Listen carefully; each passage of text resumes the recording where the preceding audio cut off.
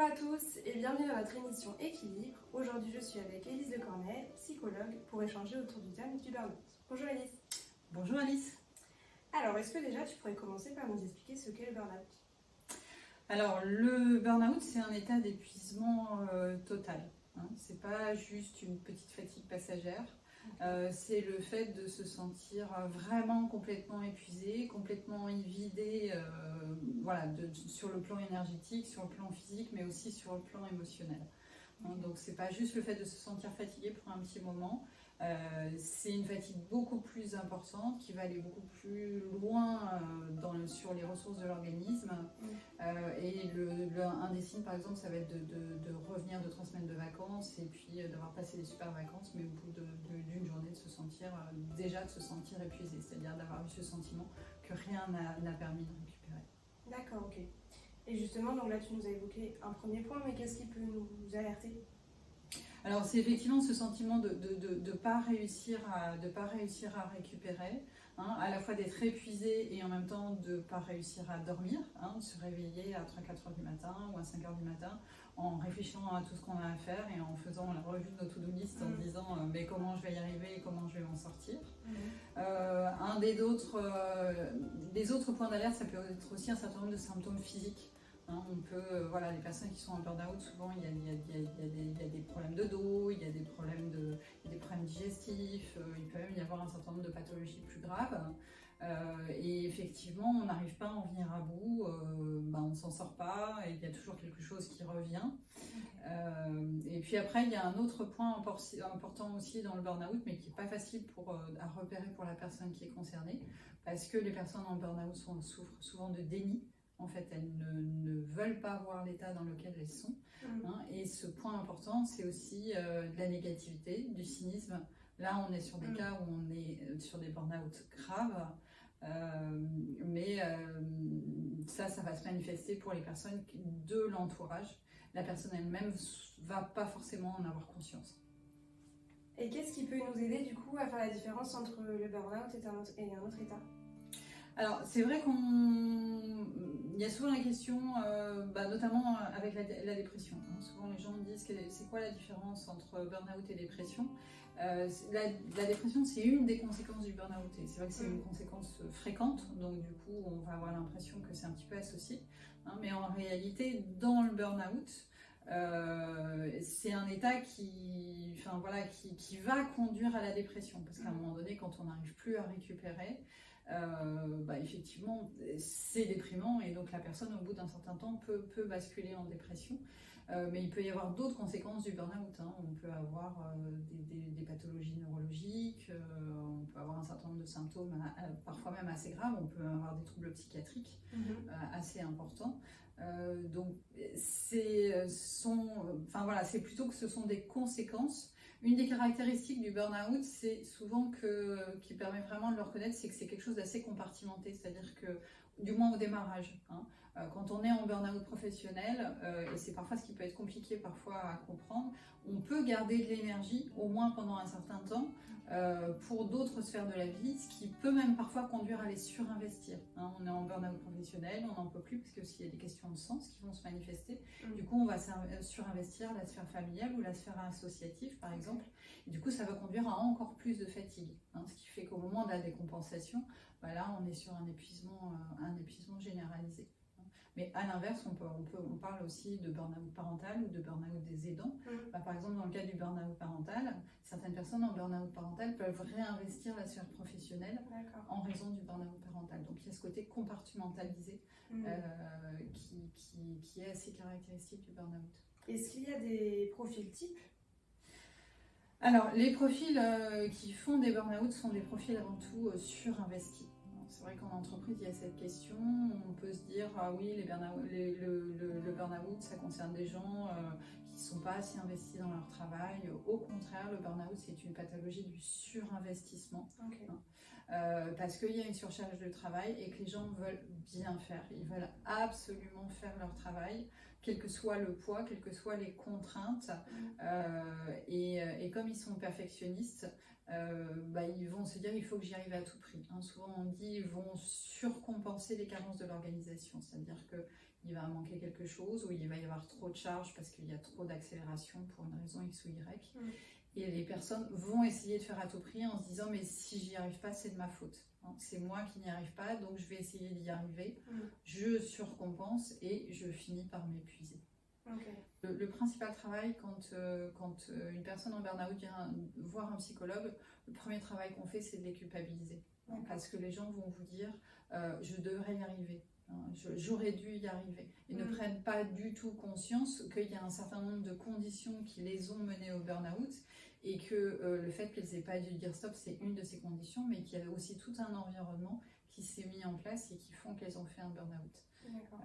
Donc le premier travail qu'on va faire avec ces personnes-là, c'est de les aider à sortir de la culpabilité par rapport à ce qui leur arrive. Sur cette notion de temps, on se situe sur combien de temps, sur combien de mois, combien d'années? Est-ce qu'on a des chiffres là-dessus ou pas?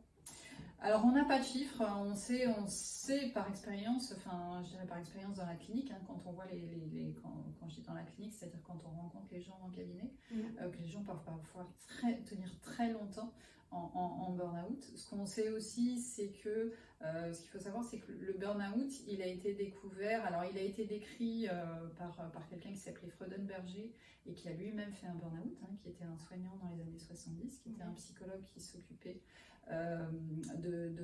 d'usagers de drogue, et puis il avait deux boulots, un jour à l'hôpital et puis un soir dans ce qu'on appelle aux États-Unis free clinic, des consultations gratuites. Mais après, le burn-out a été entre guillemets redécouvert par une autre chercheuse qui s'appelle Malak et qui, elle, s'intéressait à la maltraitance dans les services de soins, en fait. Et elle s'est aperçue en cherchant pourquoi est-ce qu'on parlait non pas de madame qui est malade et qui occupe telle chambre, mais de la vésicule biliaire de la chambre 3, ce qui conduit à dépersonnaliser les patients. Et en s'intéressant à ça, elle s'est aperçue que c'était en raison du burn-out des soignants, en fait, et de cette mise à distance émotionnelle liée à l'épuisement. Donc effectivement, on peut tenir très longtemps en état de burn-out compensé, et c'est aussi la source de beaucoup de souffrance dans les entreprises. C'est-à-dire qu'on parle aujourd'hui de risques psychosociaux beaucoup, et effectivement, parfois une personne qu'on va voir comme quelqu'un de trop dur vis-à-vis de ses équipes, par exemple pour un manager, peut aussi être un manager en burn-out. Justement, est-ce qu'il y a des signaux physiques qui doivent nous alerter? Alors les signaux physiques, c'est un petit peu ce que je disais tout à l'heure, c'est-à-dire que en fait, chacun va décompenser. Quand on dit décompenser un burn-out, c'est le moment où on tombe malade, le moment où on arrête de tenir et où on tombe malade, et on décompense selon nos lignes de fragilité. C'est-à-dire que si vous aviez une tendance à l'asthme depuis que vous êtes petit, vous allez peut-être faire une crise d'asthme très grave. J'ai eu une patiente qui avait fait un eczéma géant parce qu'elle faisait de l'eczéma depuis qu'elle était toute petite. Quand elle a décompensé son burn-out, il y avait de l'eczéma vraiment sur tout le corps. Donc on va décompenser selon nos lignes de fragilité. Donc c'est vrai que ce qui est important, c'est effectivement de prendre soin de soi et de faire attention effectivement à ces pathologies qui sont des pathologies du stress en fait en réalité, et qui vont augmenter avec le niveau de stress, et pas juste de se dire je vais tenir, ça ira mieux à tel moment, ça ira mieux quand j'aurai fait ça, mais aussi de prendre le temps de se poser, parce que c'est ce dont l'organisme a besoin. L'organisme a besoin de temps de récupération en fait, qu'on a de moins en moins dans nos sociétés. Justement, d'un point de vue extérieur, quels sont les signaux qu'on peut repérer chez un proche ou chez un collègue? Souvent, c'est le changement, c'est-à-dire qu'on ne reconnaît pas les personnes, c'est-à-dire qu'on voit qu'elles sont en train de s'épuiser, c'est-à-dire qu'on voit les signes de la fatigue, que la personne ne va pas forcément voir elle-même. Et quand c'est nos proches ou des gens, que ce soit nos proches de la famille ou des collègues proches qu'on apprécie beaucoup, on les voit changer et on les voit moins bien réagir à certains événements auxquels autrefois ils auraient pris certains événements avec plus de philosophie, ou ils auraient fait preuve d'optimisme, et là on les voit réagir avec négativité, ou on les voit réagir moins bien. Et ça, effectivement, ce sont des signes d'alerte. Et parfois, c'est ce qui va...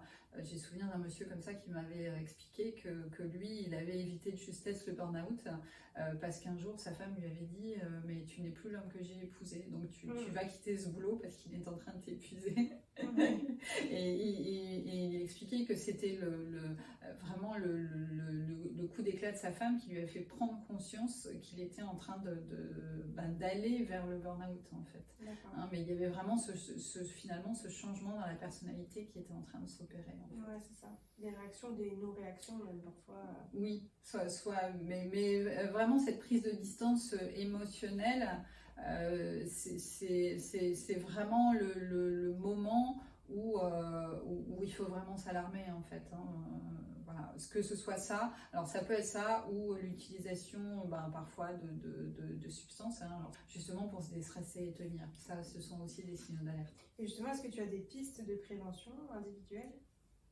Alors la piste pour soi, c'est vraiment de prendre soin de soi, hein, de prendre aussi ces temps de récupération, de s'accorder ces temps sur ce qui nous ressource. Il faut vraiment imaginer le stress comme une balance. Voilà, on a des contraintes en fait que nous impose notre vie, que ce soit professionnelle ou notre vie familiale. Et puis de l'autre côté, on a des ressources. Et la difficulté quand on est dans des périodes de surcharge de travail ou de surcharge familiale, c'est qu'on va avoir tendance à supprimer tout ce qui nous ressource parce qu'on se dit finalement on peut s'en passer. Ça va être la balade en forêt ou au bord de la mer, ça va être mon heure de sport, ça va être le déjeuner avec des amis, ça va être le temps passé en famille, ça va être plein de choses, hein, mes activités de loisirs. Voilà, à partir du moment où on passe dans des temps de surcharge, on va commencer à supprimer ça en se disant je vais gagner du temps. Et en fait, on réalise pas qu'à la fois, oui, on gagne du temps sur l'instant, mais en réalité, on perd ce qui va nous ressourcer. Et puis, au bout d'un moment, si on continue comme ça pendant un certain temps, on va finir par se dire, mais finalement, je fais que bosser, je fais que courir partout. Et finalement, à quoi ça sert? Et effectivement, dans l'analyse des personnes qui ont fait un burn-out et dans le travail qu'elles vont faire de reconstruction par la suite, elles vont souvent se poser les questions du sens. Hein, quel sens a mon travail? Quel sens ça a de courir partout? Quel sens ça peut avoir de mener cette vie? Et du coup, on va aussi se dire je vais reprendre le temps en fait, hein, et ces moments qui nous semblaient finalement pas si importants, on réalise qu'ils sont précieux. Du coup, à l'inverse, pour les entreprises, quelles sont les pistes de prévention qu'elles peuvent mettre en place?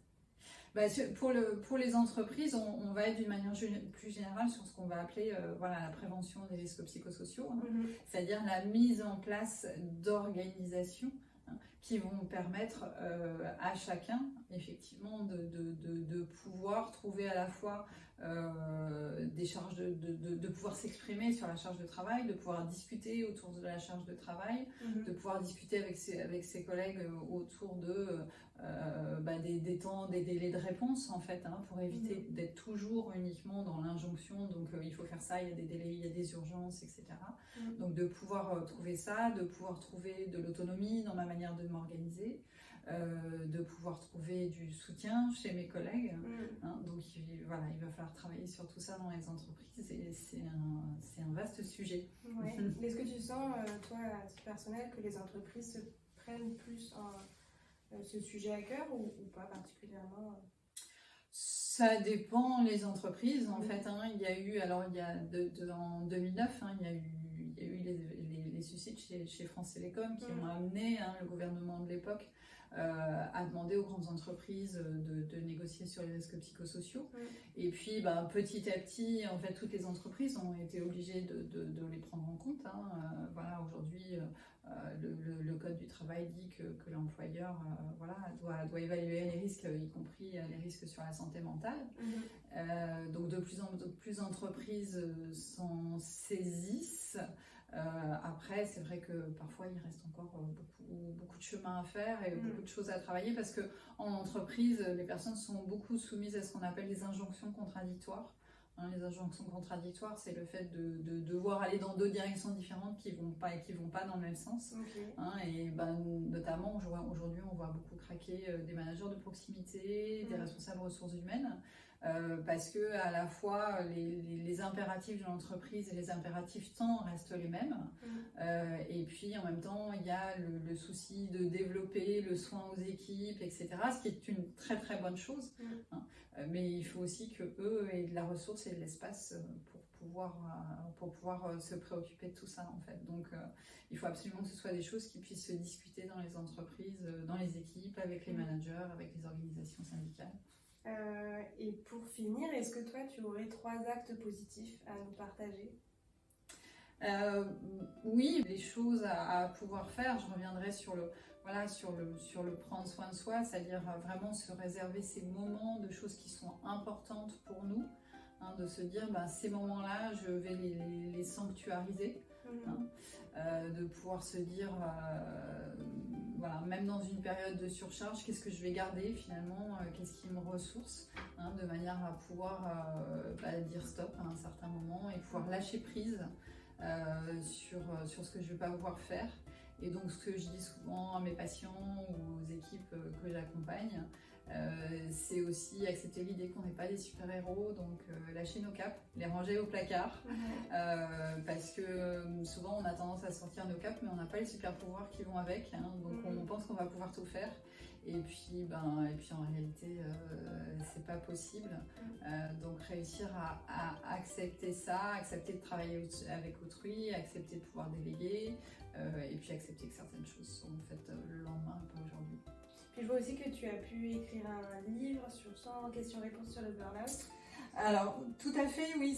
Alors, le livre, il a été écrit pour aider les personnes en burn-out et leur entourage.